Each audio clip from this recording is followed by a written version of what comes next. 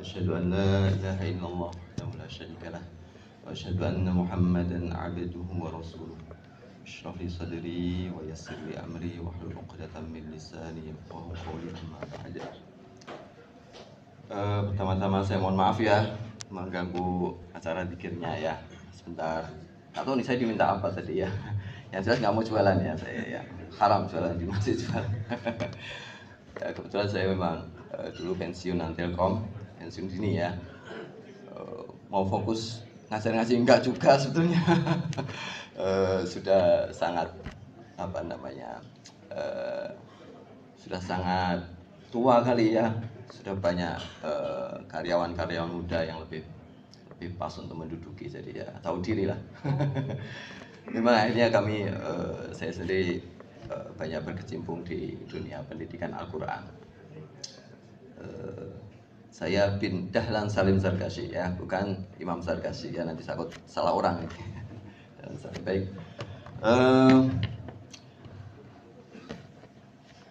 Beberapa waktu lalu saya masih di Telkom itu sempat kenalan sama saya lupa, tapi kayaknya kantornya dekat-dekat Monas itu, teman rocker. Dia kebetulan juga kenal mengenai aktif di dunia pendidikan Al-Quran. Kemudian dia ngajak, kita bersama-sama mengadakan pembinaan Al-Quran di kantor-kantor. Keren nih kayaknya. Kantor kan sejakarta besar sekali gitu kan ya. Terus jiwa bisnis saya muncul tuh. Iya nih kayaknya market ini kan gitu kan ya, market ini. Terus saya coba hubungi teman-teman yang saya kenal ya. Ternyata tidak berminat mereka. Sebut saja abang saya, soalnya abang saya lama di Jakarta, cukup banyak berkecimpung di dunia pendidikan Al-Quran. Saya ceritakan begitu, bikin proposal atau bikin apa gitu. Ternyata beliau nggak berminat. Waktu itu memang saya belum berpengalaman. Apa yang menyebabkan nggak berminat? Ternyata beliau sudah melakukannya cukup lama dan beliau kecewa. Nggak ada hasilnya. Jadi kalau pendidikan Al-Quran di lembaga formal, lembaga perusahaan begitulah, itu memang sulit ya. Karena memang pembelajaran Al-Quran itu melatih keterampilan ya, bukan pengetahuan. Ini persis seperti waktu saya dulu pernah dulu namanya apa ya, DSC ya, kalau nggak salah masih DSC ya. Itu sempat diundang itu pelatihan bahasa Inggris. Pertama rame gitu kan, terus tapi semakin lama semakin berkurang karena kayaknya kita sudah tidak pada masanya untuk belajar itu kayaknya gitu. Saya kenal sama dia nih. Lupa sama saya kan? Oh iya. Masih banyak wajah-wajah yang saya ingat ya. Ya memang akhirnya memang tidak terlalu cocok antara pembelajaran Al-Quran, maksudnya membaca Al-Quran, dengan dunia kantor ya. Pasti sangat sibuk, pasti susah menemukan waktu-waktu yang bisa cukup optimal digunakan untuk pembelajaran, khususnya membaca Al-Quran. Jadi memang akhirnya beberapa tawaran yang disampaikan ke saya pribadi juga sering agak ogah-ogahan gitu ya. Paling nanti ujung-ujungnya ya tinggal 2 orang gitu kan ya, terus habis lagi ya. Yang bikin kesel biasanya apa, izin ini, rapat ini, tadi juga katanya rapat gitu. Ya biasa, maaf. Demikian pun di dunia pendidikan formal ya. Kemarin kami membina di Bengkulu, salah satu lembaga formal cukup besar di sana, SDIT gitulah ya. Dari 200 peserta ujian kelulusan itu yang lulus hanya 50 gitu. Mereka kaget gitu, kok bisa. Jadi sebelumnya belum kita tangani, sebelumnya kita serahkan di sana itu hampir tidak pernah ada istilah tidak lulus begitu. Jadi semua yang kelas 6 ya udah lulus gitu. Ini kok mirip-mirip dunia pendidikan kita gitu, bahwa semuanya harus naik kelas gitu kan ya. Nah, setelah kita tangani ternyata dari 200 itu 50 yang lulus. Nah, mereka juga kayaknya disorientasi terhadap pendidikan pembelajaran Al-Quran itu. Dikiranya ya hafalan-hafalan seperti yang ada di sekolah, kemudian sudah menyelesaikan kurikulumnya selesai, ujiannya hafalan, lulus gitu ya. Sering itu mereka meminta akan udah kelas 6 ya dia harus lulus gitu kan ya. Mosok sih sudah kelas 6 tahun belajar Al-Quran nggak lulus gitu kan ya. Faktanya begitu, nggak bisa baca gitu. Orientasinya tuh beda. Orientasinya adalah pengetahuan, hafalan, tapi keterampilan membacanya sendiri nggak dapat. Ini mirip-mirip ya. Saya kira kita harus meluruskan dulu orientasinya, khususnya apabila di dunia kantor ini akan memasuki itu. Khususnya apabila orang-orangnya sudah cukup berusia ya. Kayaknya sudah bukan masanya untuk belajar ngaji lagi gitu ya. Terus saya mencoba enaknya bagaimana? Enaknya bagaimana ini? Saya kemarin kepikiran,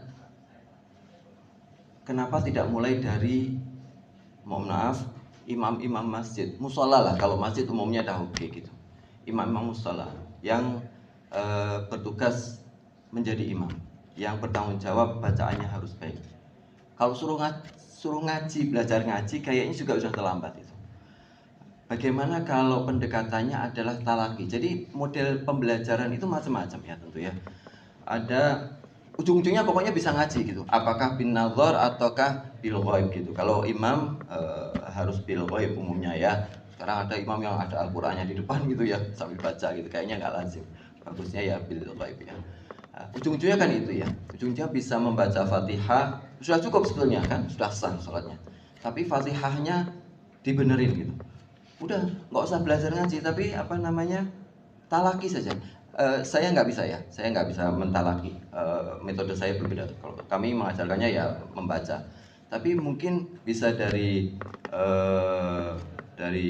pengurus masjid ini mengupayakan misalnya pembinaan musola di sekitar di masing-masing tempat itu talaki. Jadi khusus Fatihah saja gitu.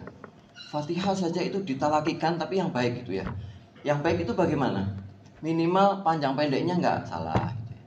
Minimal hurufnya nggak tertukar, minimal dengungnya nggak ketukar gitu kan ya.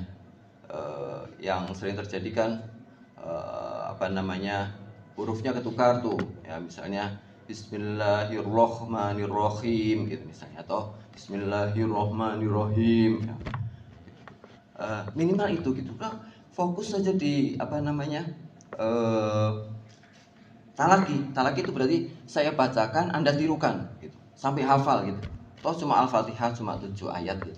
Dan itu selesai dengan untuk urusan sholat. Ya, khususnya yang jadi imam lah ya. Bapak-bapak di sini kan pasti minimal jadi imam istrinya tuh. Pasti pernah kan?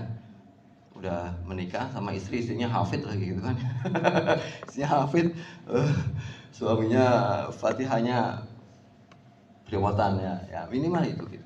Barangkali itu bisa menjadi jalan tengah. Jelas kalau mengikuti pembelajaran Al-Quran yang harus baca itu ya minimal 2 tahun itu, minimal 2 tahun. 2 tahun pertemuan tiap hari itu kan.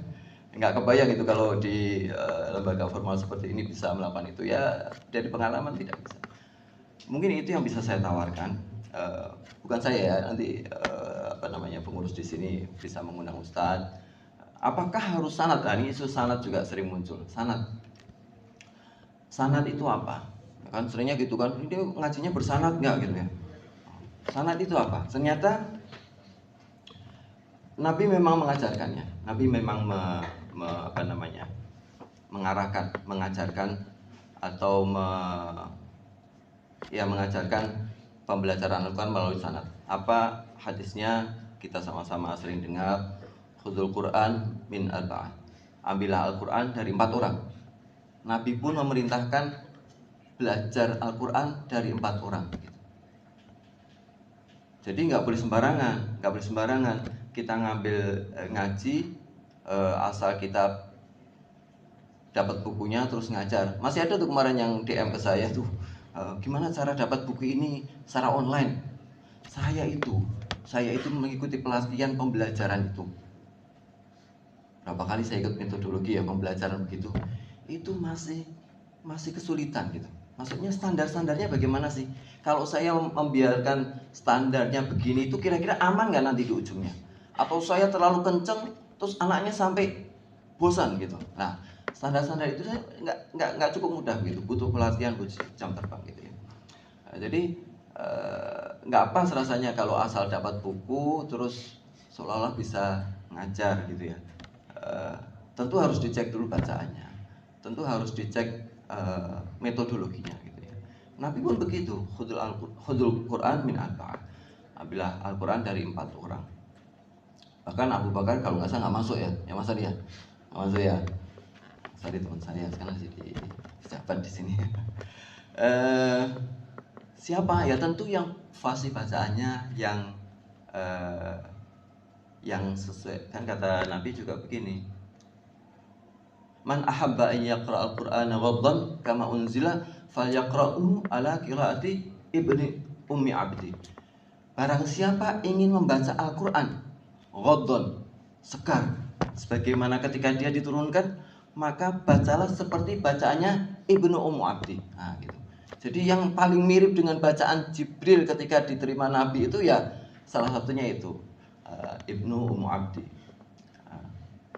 Begitu. Jadi Nabi sudah memilihkan sahabat siapa yang bisa mengajarkan Al-Quran. Nah, tinggal nanti jamaah di sini bisa tuh forum Ramadan ini kan, media Ramadan ini diadakan pelatihan, tentu harus bersanad. Cuma sanadnya apa? Ya ini tergantung apa namanya levelnya. Misalnya saya ngajarkan pada anak-anak, masa harus bersanad? Selalu overkill, terlalu mahal biayanya. Nah, kalau Telkom bisa lah biayai guru yang bersanad ya, tapi ngajarnya masa anak kecil belum perlu seperti itu. Yang penting bacaannya mirip. Udah, yang penting bacaannya mirip, pasti bersanad. Sanad itu kan nggak harus tertulis tuh. Bacaannya mirip, oh terdengar matnya bener, pas panjang ya panjang, hurufnya nggak ketukar, gunahnya nggak ketukar, udah selesai itu sanad. Pasti dia bersanad, pasti dia ngaji dari seseorang. Adapun nggak ditulis itu kan soal metodologi teknis memberikan sanad, memberikan izin mengajar gitu kan. Udah, apalagi anak-anak yang penting bacaannya sama. Nanti kalau udah besar dia boleh lah memperbaiki ya, menghaluskan bacaan. Sama itu seperti apa? Biasanya bacaan memang dibagi menjadi dua kategori.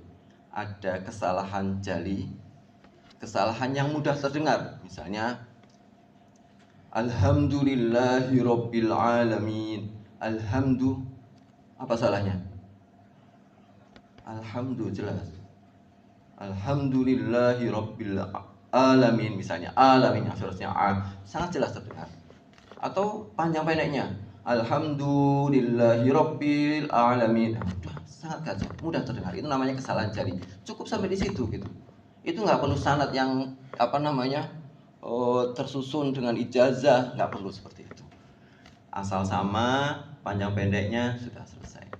Nanti kalau mau dihaluskan dengan sifat-sifatnya yang mencapai kesalahan khofi, misalnya harusnya bukan alhamdu, misalnya seperti itu. Harus ada nyeretnya sedikit tuh.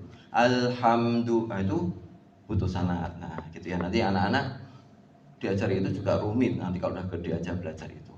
Nah, kembali ke karena ini konteksnya adalah di forum Ramadan untuk bapak-bapak yang ada di kantor ini, mungkin barangkali proposal saya, bukan proposal bisnis ya, penawaran program bisa seperti itu, undang aja talaki itu bisa ikut, kan sederhana itu, Fatihah saja, Fatihah, tapi ya karena bapak-bapak sudah mengenal sifat-sifat, bisa dijelaskan sifatnya. Itu harusnya hamas, harusnya rihwah gitu kan ya, apalagi harus bahah gitu kan. Bapak-bapak pasti bisa itu. Gak usah mikirin huruf-hurufnya, pokoknya ditirukan saja ya, ditalakikan gitu kan. Nah, itu bisa dalam satu Ramadan lumayan lah gitu ya. Minimal bisa pamer sama istrinya, sekarang bacanya bagus ya. Di rumah nanti jadi imam taraweh gitu misalnya ya, imam tahajud malam gitu. Saya kira itu takut berpanjang. Kami mohon maaf. Wabillahi taufiq wal hidayah. Wassalamualaikum warahmatullahi wabarakatuh.